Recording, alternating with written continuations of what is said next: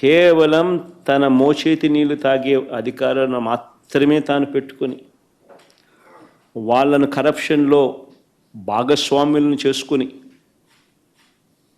ఈరోజు రాష్ట్రంలో పరిస్థితి ఏమిటి అని అంటే డిఐజీ అనేవాడు మాఫియా డాన్ ఆ జోన్కు, ఆయన కింద సిఐలు, ఓ డిఎస్పి, అదే ఆయన ఆర్మీ.